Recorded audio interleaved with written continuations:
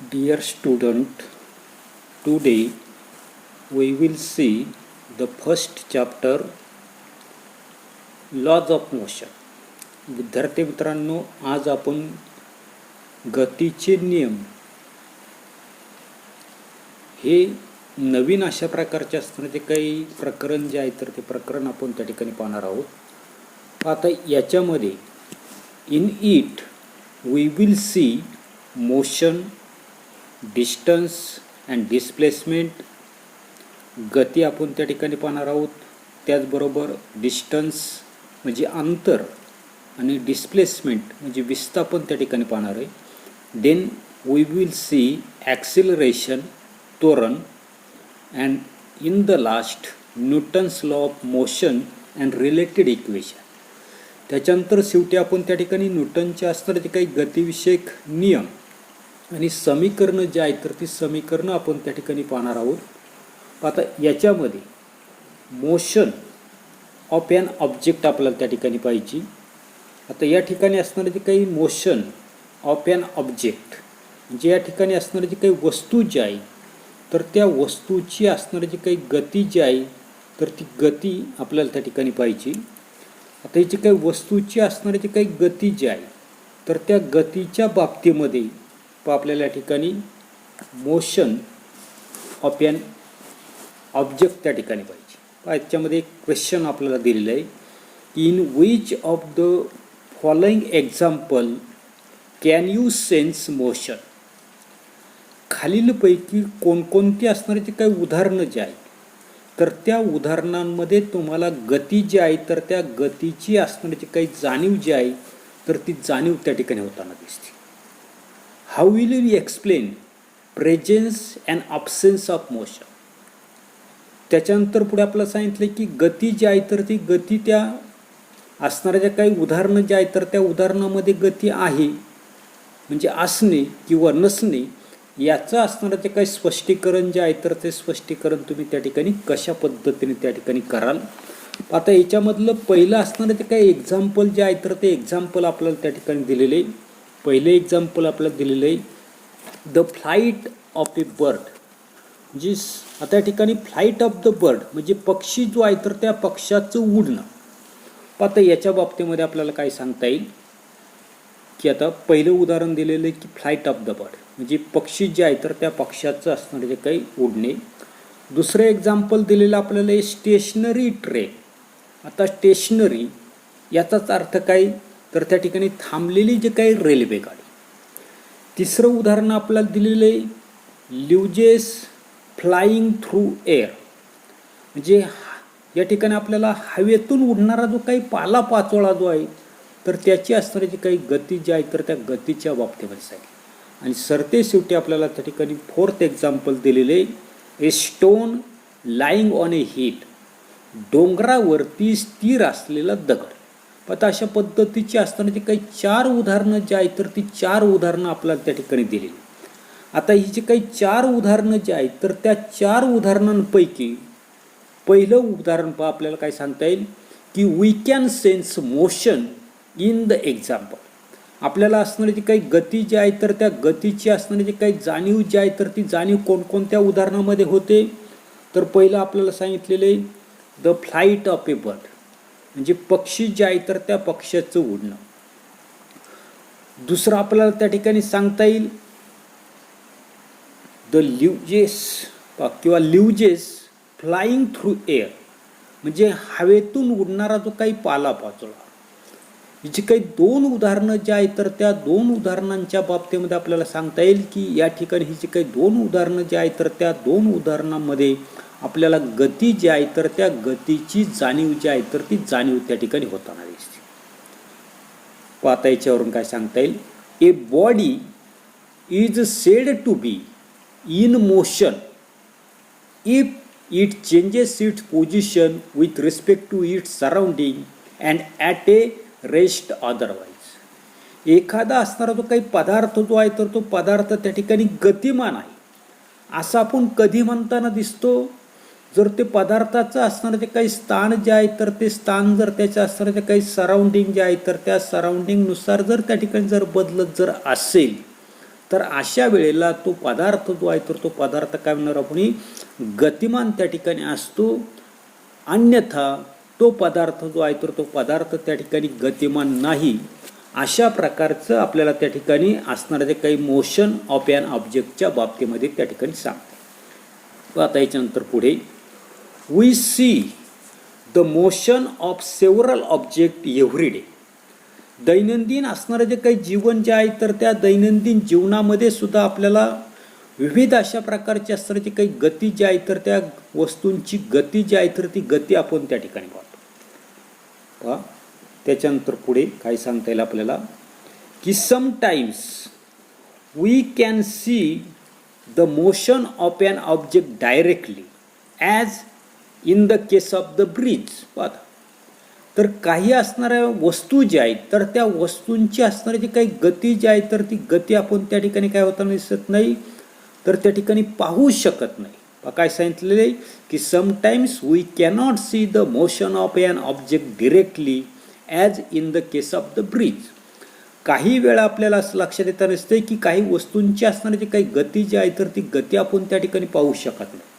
उदाहरणार्थ या ठिकाणी आपल्याला सांगितले ब्रिज म्हणजे वारा जो आहे तर तो वाहणारा वारा जो आहे तर त्या वाहणाऱ्या वाऱ्याची गती जी आहे तर ती गती आपण त्या ठिकाणी पाहू शकत नाही.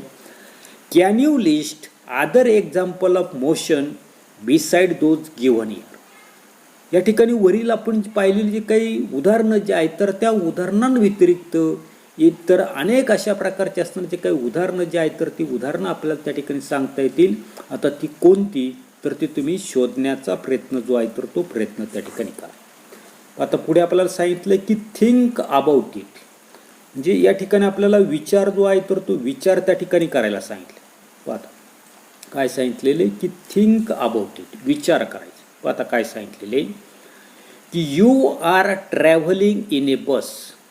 बसमधून तुम्ही त्या ठिकाणी काय करतात, प्रवास त्या ठिकाणी करतात. Is the person sitting next to you in motion. तर तुमच्या शेजारी बसलेली जी काही व्यक्ती जी आहे तर ती व्यक्ती त्या ठिकाणी गतिमान जी आहे तर ती गतिमान त्या ठिकाणी आहे का. आता काय सांगता येईल की सर्वसाधारणपणे आपल्याला काय सांगितलंय की आपण त्या ठिकाणी गतिमान अशा प्रकारची असणारी काही बस किंवा बस जी आहे तर त्या बसमधून काय करतात, प्रवास जो आहे तर तो प्रवास त्या ठिकाणी करतात. आणि अशा प्रकारची असणारी जी काही बस, चालू बसमध्ये तुम्ही त्या ठिकाणी बसलेले आहात आणि तुमच्या शेजारीला असणारी जी काही व्यक्ती जी आहे तर ती व्यक्ती तुम्हाला त्या ठिकाणी गतिमान जी आहे तर ती गतिमान त्या ठिकाणी आहे का. याचं कारण आपल्याला पहिले त्या ठिकाणी सांगता येईल. The person sitting next to us is not in motion with respect to me, but that position is in motion with respect to the person on the road. अर्थ नीट लक्षात घ्या. काय सांगितलेलं आहे, the person sitting next to me is not motion with respect to me. की आपण बसमधून त्या ठिकाणी प्रवास करत आहोत. आपल्या शेजारी बसलेली जी काही व्यक्ती जी आहे तर ती व्यक्ती आपल्याला त्या ठिकाणी गतिमान त्या ठिकाणी दिसत नाही.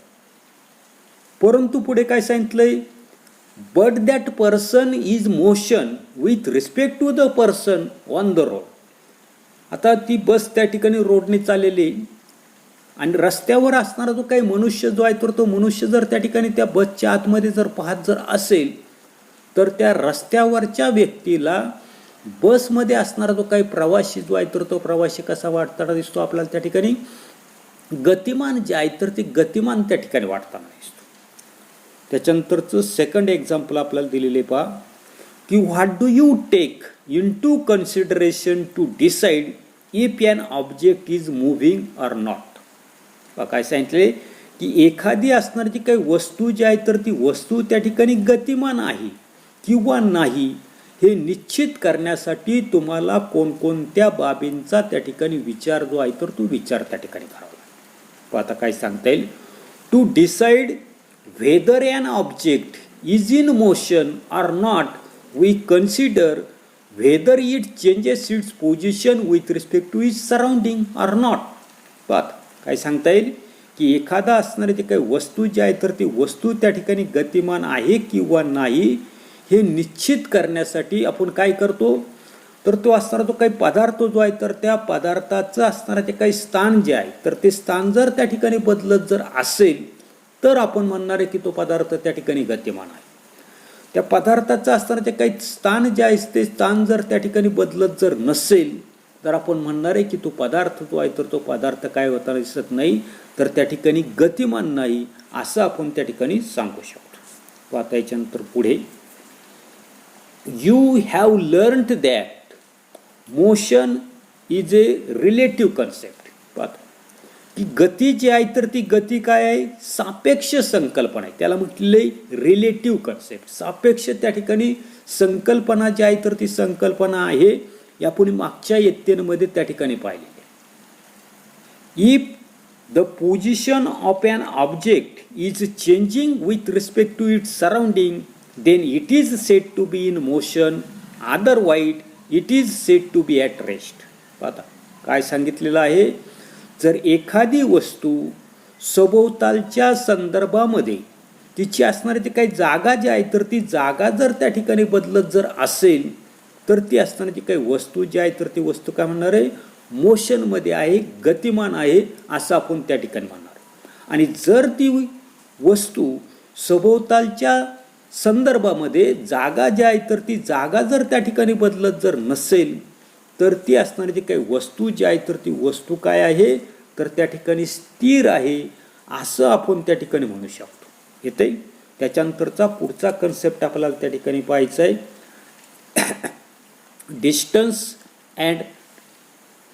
Displacement and distance. आता डिस्प्लेसमेंट म्हणजे विस्थापन आणि डिस्टन्स म्हणजे अंतर. पाहायच्यासाठी आपल्याला लेटस ट्राय धिस करून पाहायला सांगितलं. आता काय सांगितलेले की measure the distance between points A and be in different way as shown in the figure 1.1a. आता या ठिकाणी ही जी काही आकृती जी आहे तर त्या आकृतीमध्ये दोऱ्याच्या साह्यानं काय करायचं आपल्याला की ए पासून या ठिकाणी आकृतीमध्ये ए पासून बी पर्यंतचं असणारं जे काही अंतर जे आहे तर ते अंतर वेगवेगळ्या प्रकारे काय करायचं आहे तर त्या ठिकाणी मोजायला आपल्याला त्या ठिकाणी सांगितलेलं आहे. त्याच्यानंतर पहा पुढे आपण मोजू शकतो. एकतर आपण काय करू शकतो सरळ अशा प्रकारचं ए आणि बी मधलं असणारं जे काही अंतर जे आहे तर ते अंतर आपण त्या ठिकाणी स्ट्रेट मोजू शकतो. किंवा दुसरं काय करू शकतो आपण ए पासून अशा पद्धतीने जाऊन पुन्हा बी पर्यंत जाऊ शकतो. किंवा तिसऱ्या याच्यामध्ये ए पासून काय करू शकतो आपण बी पर्यंत त्या ठिकाणी जाऊन म्हणजे दोरा धरून किंवा काही रस्सी असेल तर ते रस्सी धरून दोरा धरून ते अंतर जे आहे तर ते अंतर काय करू शकतो आपण त्या ठिकाणी मोजू शकतो. त्याच्यानंतर सेकंड क्वेश्चन दिलेले पहा की now measure the distance along the dotted line. आता काय करायला सांगितलं आपल्याला या ठिकाणी आकृती जी आहे तर त्या आकृतीमध्ये पहा तुमच्या असं लक्षात येईल की डॉट डॉटचे असणारे जे काही लाईन्स जे आहेत तर त्या डॉट डॉटच्या लाईनच्या साह्यानं काय करायला सांगितले ए पासून बी पर्यंतचं अंतर सरळ तुटक रेषेने दाखवलेला जो काही मार्ग जो आहे तर त्या मार्गानं काय करायला सांगितलं आपल्याला ते अंतर जे आहे तर ते अंतर काय करायला सांगितले मोजायला त्या ठिकाणी सांगितलं. आणि पुढे काय प्रश्न विचारलेले पहा त्याचा आपल्याला विचार करायचा आहे की which distance is correct according to you and why. पहा काय सांगितलेले की तुमच्या मते कोणत्या मार्गाने मोजलेलं जे काही अंतर जे आहे तर ते अंतर त्या ठिकाणी योग्य आहे. पहा काय सांगते the distance measured along the curved path including the loop from A and B is the correct distance as far as distance covered by the particle moving from A to B along the path is curved. Path काय सांगितले की सर्वसाधारणपणे आपण मोजलेले जे काही अंतर जे आहे पाथ काय सांगितलेले या ठिकाणी असणारा जो काही वक्राकार अशा प्रकारचा असणारा जो काही मार्ग जो आहे तर त्या वक्राकार मार्गानं जर आपण त्या ठिकाणी अंतर जर मोजलं म्हणजे ए पासून बी पर्यंत जर आपण त्या ठिकाणी अंतर जर मोजलं तर ते अंतर त्या ठिकाणी करेक्ट त्या ठिकाणी असणार. कारण तो असणारा जो काही पदार्थ जो आहे तर त्या पदार्थानं कापलेलं जे काही अंतर जे आहे तर ते ए पासून काय आहे बी पर्यंत त्या ठिकाणी आहे. पुढे the distance measured along the dotted line gives the magnitude of the displacement of the particle from A. त्याच्यानंतर दुसऱ्यांदा काय केलं आपण की असणारे जे काही डॉटेड लाईन जे आहे तर त्या डॉटेड लाईनच्या साह्यानं म्हणजे तुटक असणारी जी काही रेषा जी आहे तर त्या रेषेच्या मार्गानं जर आपण त्या ठिकाणी अंतर जे आहे तर ते अंतर आपण त्या ठिकाणी जर मोजलं तर हे अंतर काय करताना दिसतंय तर तो असणारा जो काही पदार्थ जो आहे तर त्या पदार्थाचं ए पासून बी पर्यंत त्याचं झालेलं जे काही विस्थापन जे आहे तर त्या विस्थापनाचं असणारं जे काही मूल्य जे आहे तर ते मूल्य आपल्याला त्या ठिकाणी दाखवताना दिसतं. बरोबर. पुढे पाहता जरा त्या ठिकाणी काय करतोय की ते असणारे जे काही डायग्रॅम जे आहे तर ते डायग्रॅम त्या ठिकाणी झूम करतो. पुढे if the motion of the particle is not under consideration, that is, we simply wish to know the separation between A and B, the distance measured along the dotted line from A to B would be the correct one. पाहता की या ठिकाणी आपल्याला काय सांगितलेलं आहे की सर्वसाधारणपणे असणारा जो काही पदार्थ जो आहे तर त्या पदार्थाचं किंवा मोशन ऑफ द पार्टिकल तो असणारा जो काही पार्टिकल जो आहे तर त्या पार्टिकलची असणारी काही गती जी आहे तर ती गतीच्या बाबतीमध्ये फक्त आपल्याला काय करायचं आहे की ए आणि बी याच्यामधलं असणारं जे काही अंतर जे आहे तर ते अंतर फक्त आपल्याला त्या ठिकाणी काय करायचं आहे तर त्या ठिकाणी माहीत करायचं आहे. आणि हे अंतर माहीत करण्यासाठी आपण काय करू शकतो तर ए आणि बी हे जे काही डॉटेड लाईननं दाखवलेलं जे काही अंतर जे आहे तर ते अंतर जर आपण त्या ठिकाणी जर मोजलं तर ते अंतर मात्र त्या ठिकाणी आपलं कसं असणार आहे करेक्ट अशा प्रकारचं असणारं जे काही अंतर जे आहे तर ते अंतर त्या ठिकाणी असणार आहे. बरोबर. त्याच्यानंतर पहा पुढचा त्या ठिकाणी आपल्याला थिंक अबाउट इट म्हटलेले विचार त्या ठिकाणी करायचा आहे. पहा काय सांगितलेले A Sheetal first went to her friend Sangeeta's house on her way to the school see figure 1.1b. पहा त्या ठिकाणी काय दिलेलं या ठिकाणी आपल्या असं लक्षात येताना दिसतंय ही जी काही डायग्रॅम जी आहे तर त्या डायग्रॅममध्ये पहा की शीतल जी आहे तर ती शीतल काय करताना दिसते शाळेत जात असताना तिच्या संगीता नावाच्या मैत्रिणीच्या घरी जाऊन मग काय केलेली ती शाळेमध्ये त्या ठिकाणी गेलेली. बरोबर. या ठिकाणी शीतल जी आहे तर त्या शीतलचं घर आपल्याला दाखवलेलं आहे आणि ती शाळेला जात असताना काय केलेली पहिल्यांदा संगीताच्या घरी त्या ठिकाणी गेली आणि संगीताच्या घरून काय केलेली ती शाळेला त्या ठिकाणी गेलेली. त्याच्यानंतर दुसरं काय सांगितलं आपल्याला की Prashant went straight from home to the school. त्याच्यानंतर प्रशांत जो आहे तर तो प्रशांत मात्र काय झालेलं आहे तर त्या ठिकाणी सरळ काय केलेलं आहे शाळा जी आहे तर त्या शाळेला त्या ठिकाणी सरळ त्या ठिकाणी त्याच्या घरापासून त्या ठिकाणी गेलेले. बरोबर. आता पुढे काय सांगितले पहा both are walking with the same speed. पुढे काय सांगितलेले की दोघेही एकाच चालीनं त्या ठिकाणी जात असतील तर पुढे काय सांगितले पहा who will take less time to reach the school and why. दोघे जर त्या ठिकाणी एकाच गतीनं एकाच चालीनं जर त्या ठिकाणी चालत त्या ठिकाणी शाळेमध्ये त्या ठिकाणी जात असतील तर शाळेमध्ये कमी वेळामध्ये त्या ठिकाणी कोण पोचेल आणि का पोचेल. बरोबर. पण आता पुढे काय दिलेले in the above example is there difference between the actual distance and the distance travel what is it. पाहता ही जी काही उदाहरणं जी आहेत तर त्या उदाहरणांमध्ये जर आपण जर पाहिलं तर प्रत्यक्ष चालत गेलेलं जे काही अंतर जे आहे उदाहरणार्थ संगीता जी आहे तर ती शीतल जी आहे तर ती शीतल काय झाली पहिल्यांदा त्या ठिकाणी संगीताच्या घरी गेली. बरोबर. त्याच्यानंतर संगीताच्या घराकडून काय केली शाळेला त्या ठिकाणी गेली. म्हणजे या ठिकाणी प्रत्यक्ष चाललेलं जे काही अंतर जे आहे तर ते अंतर किती आहे 500 अधिक 1200 म्हणजे टोटल अंतर झालं त्या ठिकाणी 1700 त्या ठिकाणी मीटर त्या ठिकाणी झालं, बरोबर. त्याच्यानंतर आता या ठिकाणी असणार ते काही प्रशांत जो आहे तर तो प्रशांत काय केलेला आहे, सरळ त्या ठिकाणी काय केलेलं आहे, शाळेला त्या ठिकाणी गेले. सरळ अंतर जे आहे तर ते सरळ अंतर किती दिलेलं आपल्याला त्या ठिकाणी 1300 दिलेले आहे. म्हणजे प्रत्यक्ष चालत गेलेलं अंतर आणि सरळ असणारं जे काय अंतर जे आहे तर त्या अंतरामध्ये काय दिसतंय आपल्याला त्या ठिकाणी फरक जो आहे तर तो फरक आपल्याला त्या ठिकाणी आढळून येताना दिसतो, बरोबर. आता याच्यावरून आपल्याला काय करता येईल, पुढे काय सांगितलेले कन्सेप्ट आपल्याला त्या ठिकाणी जो आहे तर तो कन्सेप्ट आपल्याला पाहायचा आहे की नेमकं डिस्टन्स जे आहे तर ते डिस्टन्स म्हणजे काय. पहा पुढे की distance is the length of actual path travel by an object in motion while going from one point to the अनादर.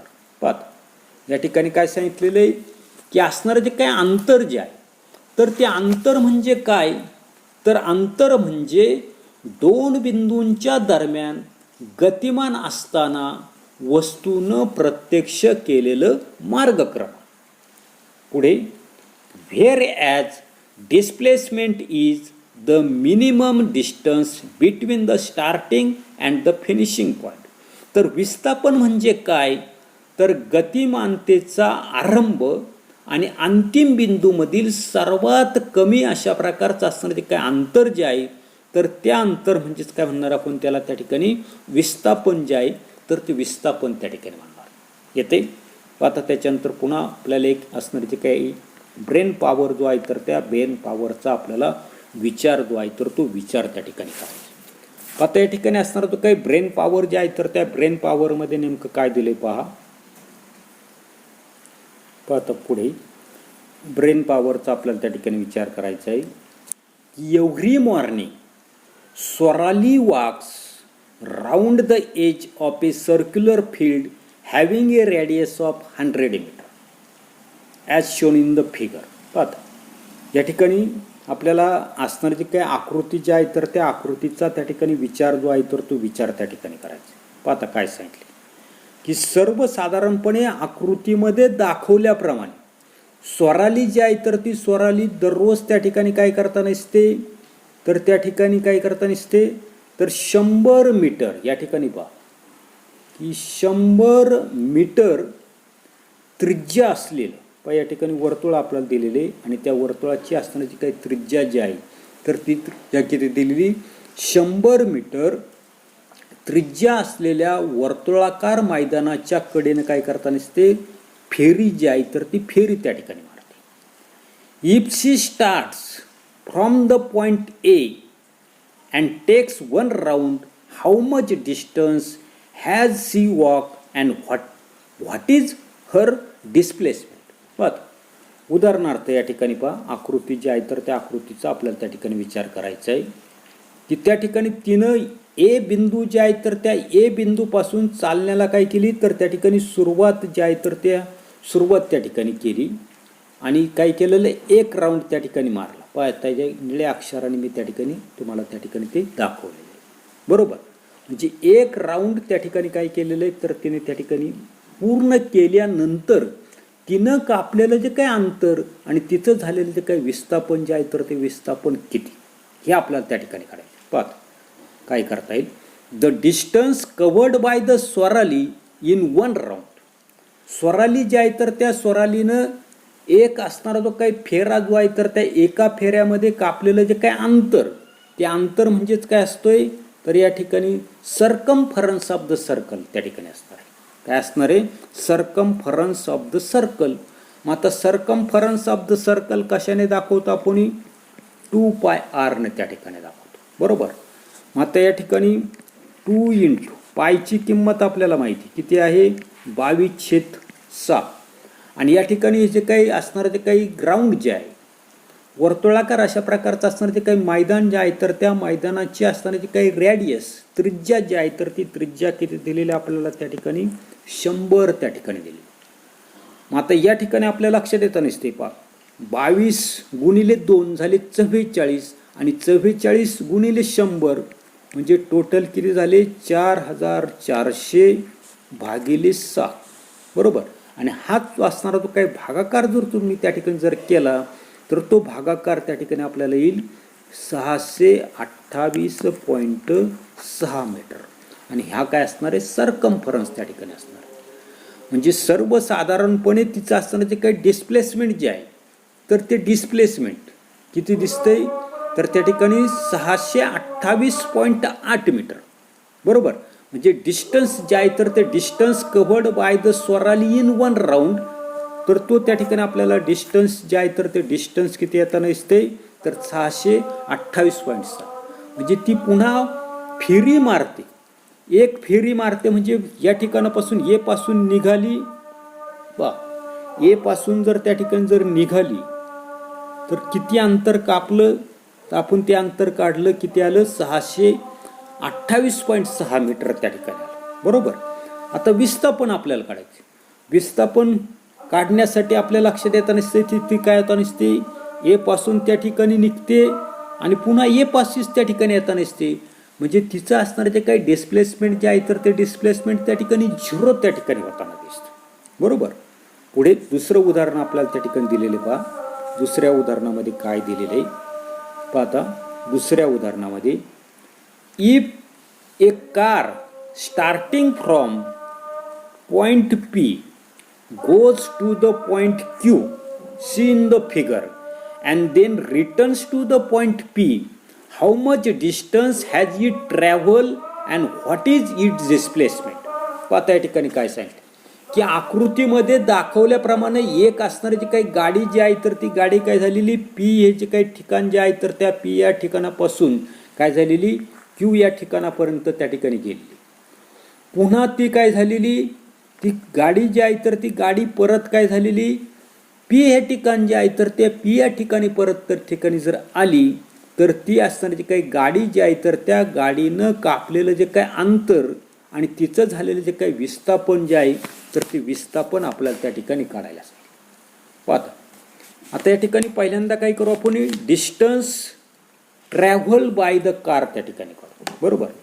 डिस्टन्स जे आहे तर ते distance travel by the car आपण त्या ठिकाणी काढू. पाहता डिस्टन्स म्हणजे पहिले कुठून कुठे गेली तर पी पासून क्यूला गेली बरोबर. पी पासून कुठे गेली क्यूला त्या ठिकाणी गेली. त्याच्यानंतर पुन्हा त्या ठिकाणी काय झालेली क्यू पासून पुन्हा त्या ठिकाणी पीला आली म्हणजे अधिक त्या ठिकाणी क्यू पी अंतर त्या ठिकाणी असतं. आता पी क्यू अंतर जे आहे तर ते पी क्यू अंतर किती आहे 300 मीटर त्या ठिकाणी आणि क्यू पी अंतर सुद्धा किती आहे 300 मीटर आहे. म्हणजे टोटल असं त्या ठिकाणी किती मीटर झाले तर त्या ठिकाणी 600 मीटर झालं. म्हणजे तिनं कापलेलं जे काय अंतर जे आहे तर ते अंतर त्या ठिकाणी किती असणार आहे 600 मीटर त्या ठिकाणी असतं. पुन्हा आपल्याला डिस्प्लेसमेंट काढायचं. गाडीचं झालेलं जे काही डिस्प्लेसमेंट पाहता गाडीचं डिस्प्लेसमेंट पी पासून कुठे गेली क्यूला गेली. पुन्हा क्यू पासून काय झाली तर ती पी पर्यंत आली म्हणजे पुन्हा मूळच्याच जागेवर आली. मूळच्याच जागेवर आली म्हणजे ती कार जी आहे तर त्या कारचं कोणत्या प्रकारचं विस्थापन त्या ठिकाणी झालंच नाही. म्हणजे ती कार जी आहे तर त्या कारचं असणार जे काही विस्थापन जे आहे तर ते विस्थापन किती असणार आहे 0 मीटर त्या ठिकाणी असणार आहे. पण एवढाच असणारा जो काही भाग जो आहे तर तो भाग आपण या तासाला पाहणार आहोत. यानंतरचा भाग आपण पुढील तासाला त्या ठिकाणी पाहू. धन्यवाद.